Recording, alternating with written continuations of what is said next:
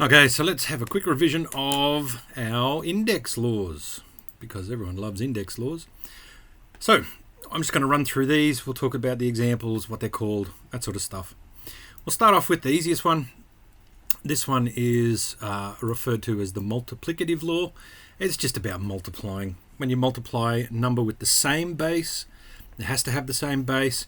When I talk about bases, I'm referring to this A here, for example, or the 2 over here. That's the base. The index is the little number here in the power, or these indices. They're the little superscripts. So when we have the same base and they're being multiplied together, we really can just add the base, add the index numbers. And I'll get it right there, as you can see in the example. Okay, I'm not going to spend a long time on these. You've done them before. So the next one is all about dividing. So here we have the quotient law. So once again, same base, different indices. They can be found just by doing a simple subtraction. 7 minus 3 will give us 4 over in the answer in the example there.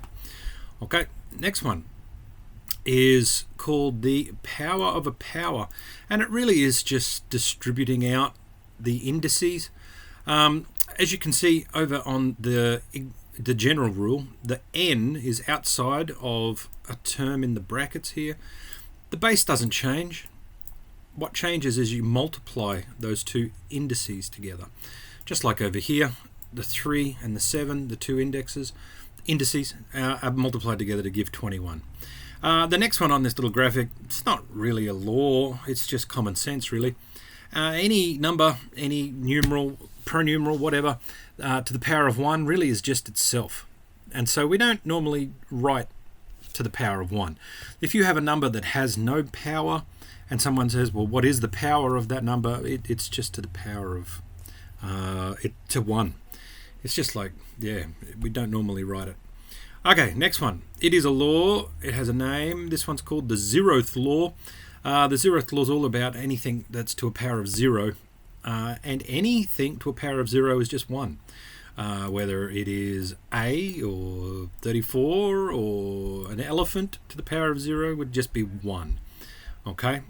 Alright, so these basic index laws then, they help us to understand and to work with numbers when we're working in algebra, to be able to simplify things, multiply things out.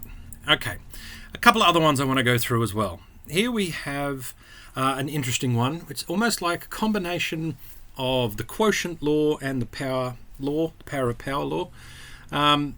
You can see that in the brackets we have fraction a over b. Well, it's just distributing the index, which is outside the bracket, to both terms that were inside the bracket. Okay, so it becomes a to the m, b to the m. Just like this one, the example, 5 squared is 25, and then 6 squared is 36. And if these had any other indice on here, you'd multiply those indices out, just like we were doing with our power of a power. It's kind of a combination of laws. Next one's very similar as well. It's a little bit interesting. This next law here, what if you've got a negative indice? Okay, or let that slip a little far. We'll pull that back up. A negative indice, like a to the negative m, really all that's saying is that it is 1 divided by a to the m.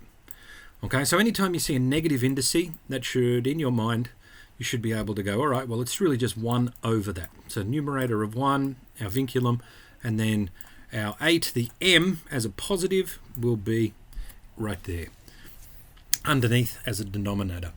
Okay, so I don't have a little graphic for this next one, but I wanted to cover it just so that you can see that it exists and how to deal with it. If we've got in a bracket, say 3 over 2, and it's all to the negative 2, well, it's kind of a combination, like the bracket, this little squirrely bracket shows you here. It's a combination of this law and this law. Okay, so let's think about it. When we had a negative, what did we end up doing? Well, we took a to the negative m, and it ended up underneath a vinculum. Well, what happens if it's a fraction? Well, okay, let's think about that. if we had a fraction over on this side here, just say that this really was 8 over 1. Let's just say that that was a fraction and it was all being to the negative m. Well, a to the m would still happen, and this really would be 1 to the m. But, well, 1 times 1 a million times, it doesn't even matter. It just stays as 1.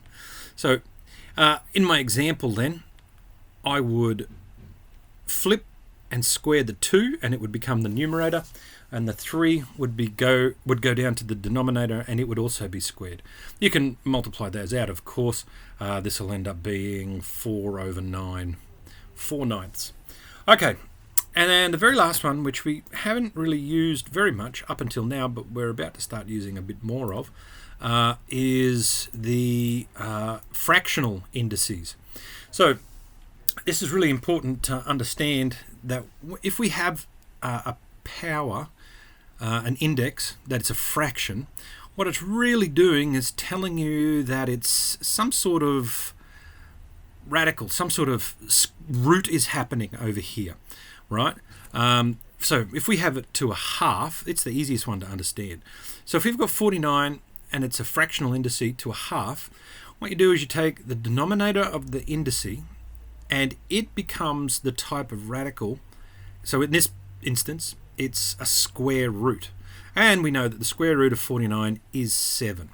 But if we had, for example, the number 8, and it was to a fractional indice like a third, well, that really would be the cubed root of 8, which is just a 2. Okay? Now, the x, the top number, the 1, it really is in here. It's 8 to the power of 1. But we know that anything to the power of 1 is just itself, so we don't normally really write it.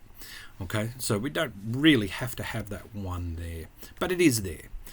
Okay, so that's a quick review. Oh, and by the way, fractional indices, they're just the same of all the other. If they're a fraction inside, like if we had a to the half and we were multiplying it by a to the third, well, we could still use our multiplicative law, and it really would be a to the half plus a third, which we can't really add a third and a half. We would have to bring that to a common denominator.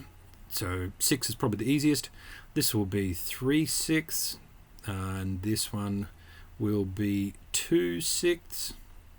And we would know then that it's a to the power of 5/6, because we can just add those indices together.